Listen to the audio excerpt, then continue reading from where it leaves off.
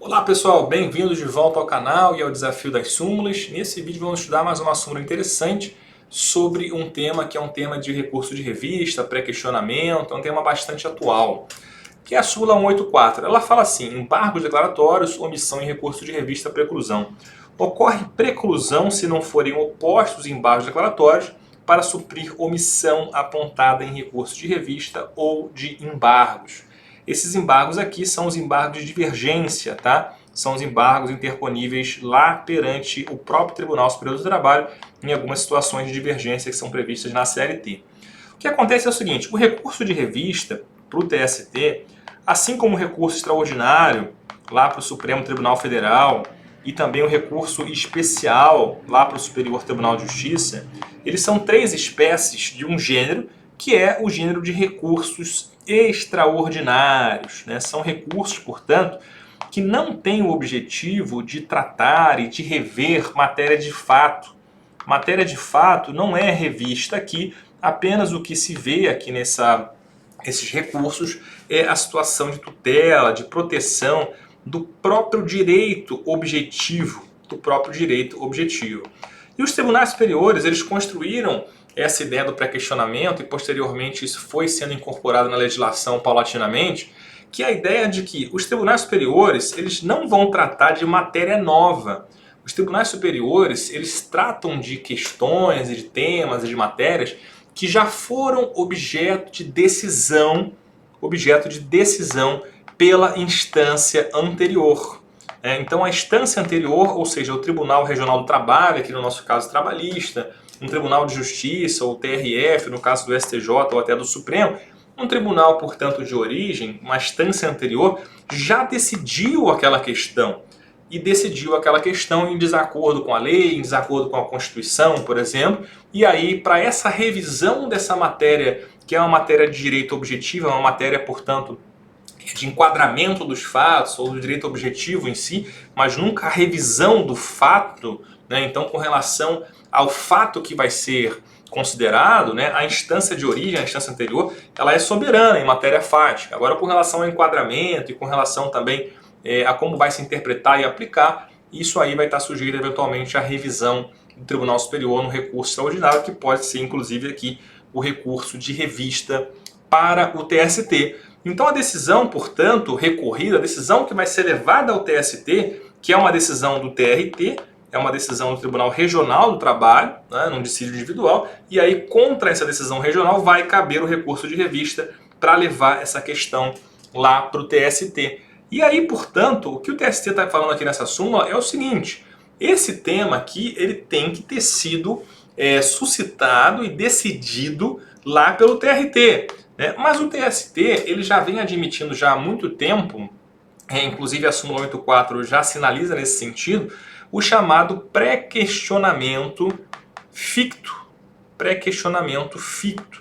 E isso posteriormente foi até incorporado ao CPC de 2015. Eu estou aqui com o artigo 1025 do CPC e ele fala o seguinte: consideram-se incluídos no acórdão os elementos que o embargante suscitou para fins de pré-questionamento, ainda que os embargos de declaração sejam inadmitidos ou rejeitados, caso o Tribunal Superior considere existentes erro, omissão, contradição ou obscuridade.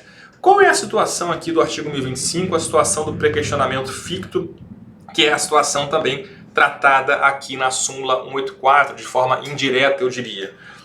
A situação é a seguinte: a parte, por exemplo, tem uma sentença de um juiz da vara do trabalho, contra essa sentença veio um recurso ordinário que levou essa questão para o Tribunal Regional do Trabalho. E aí, digamos que nesse recurso ordinário, a parte, o recorrente, levou para o TRT algum tema importante, né? Digamos lá, uma suposta violação de um dispositivo de lei, a violação de um dispositivo da Constituição, até mesmo uma questão de inconstitucionalidade, digamos que foi suscitada no recurso ordinário. Só que digamos que o TRT, o acórdão regional, quando julgou esse tema, ele foi omisso, ou até houve uma contradição, uma obscuridade, um erro, por exemplo. Mas a situação mais comum seria a situação da omissão.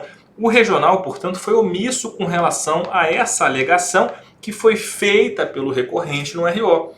E aí, o que a súmula 184 está prevendo, e para nós também aqui o artigo 1025 do CPC, é o seguinte: a parte não pode diretamente interpor o recurso de revista se o tribunal ficou omisso. Se o tribunal ficou omisso, se o regional, o TRT ficou omisso com relação a um ponto que foi suscitado, então cabe ao interessado, cabe à parte, opor embargo de declaração. Vou até abrir um parênteses aqui, né? Até eu marquei aqui que, na verdade, quando a própria súmula fala aqui em embargo de declaração, ela fala em opor, né? Então o verbo correto para o recurso de embargo de declaração é o verbo opor.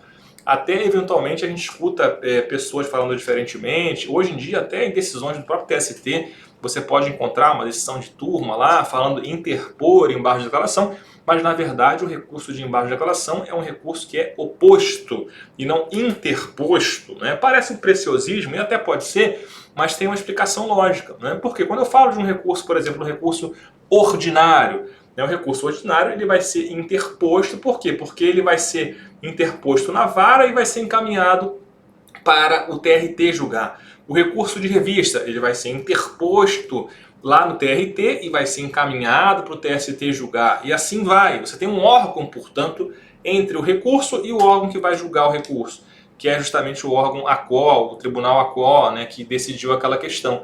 E quando a gente fala nos embargos de declaração, a gente sabe que quem julga o ED, quem julga os embargos de declaração, é o próprio juízo que prolatou aquela decisão. É o próprio juiz, é o próprio TRT que proferiu o acordo. Você não tem essa remessa, você não tem um outro órgão que vai ser responsável. É o próprio órgão jurisdicional que julgou aquela questão. Portanto, o verbo certo seria o verbo opor. Tá um detalhezinho aqui que é interessante, um apuro técnico que é legal a gente observar. Mas muito bem, o que acontece aqui, portanto, é o seguinte. E aí, portanto, o que vai acontecer é, se a parte interpôs o recurso ordinário e o TRT foi omisso com relação a essa alegação de violação de lei, da Constituição, inconstitucionalidade e tal, vai caber à parte, então, opor embargo de declaração com o objetivo de forçar, entre aspas, o pronunciamento do tribunal, né? E vai falar, olha, tribunal, eu aleguei tal artigo, eu aleguei tal violação legal, constitucional, tal situação, e você, TRT, você não falou sobre isso. E aí o que se espera é que o TRT supra essa omissão. E aí o acórdão, portanto, lá dos embargos de declaração vai suprir a omissão e o tema vai estar pré-questionado, pré-questionamento real, digamos assim. É uma forma de se dizer isso.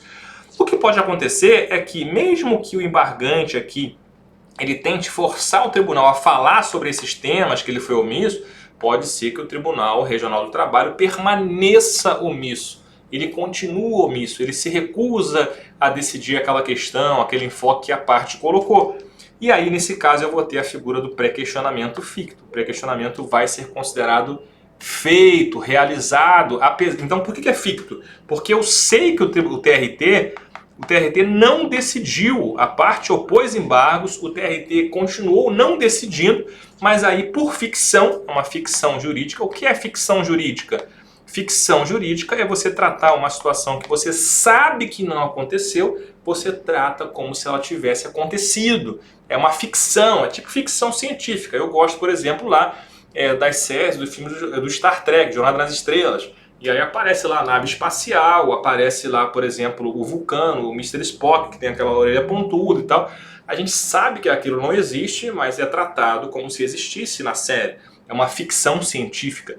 Ficção jurídica é a mesma coisa. Eu sei que aquele fato que não aconteceu, o legislador sabe que o fato não aconteceu, mas trata como se tivesse acontecido. O legislador sabe que o TRT não enfrentou o tema que a parte pré-questionou, mas o legislador trata como se tivesse enfrentado, como se o TRT tivesse enfrentado, percebe? Portanto, aqui por isso é que se fala em pré-questionamento ficto. E aí, meu amigo, acontece o seguinte, o que a súmula está dizendo é, se o acórdão regional, né, lá no TRT, com relação ao recurso ordinário, foi omisso, e se a parte não teve esse cuidado de opor embargo de declaração com essa finalidade de pré-questionar, os chamados ED pré-questionadores, se a parte não fez isso, vai se considerar que existe uma preclusão aqui, esse recurso de revista, portanto, não vai ser admitido. Né? Ele não vai ser admitido, né? Não vai ser justamente porque houve essa preclusão, houve essa omissão que não foi objeto de embargo de declaração. Maravilha? Então esse tema do recurso de revista, do pré-questionamento, é um tema que é bastante rico, é um tema bastante vasto. Eu aprofundo bastante esse tema, tanto lá no curso online de Processo do Trabalho, como também no meu manual de Processo do Trabalho, que está chegando a 5ª edição. Tá? Esse aqui é apenas um recorte, é apenas uma partezinha ali, digamos assim, do pré-questionamento que envolve a súmula 184, que a gente acabou de ver, tá bom? Então, deixo meu abraço para você aqui. Se você está até aqui comigo, se inscreva no canal, deixe seu like, compartilhe para que esse projeto possa continuar crescendo e alcançando e ajudando mais pessoas. Um abraço e até o próximo vídeo.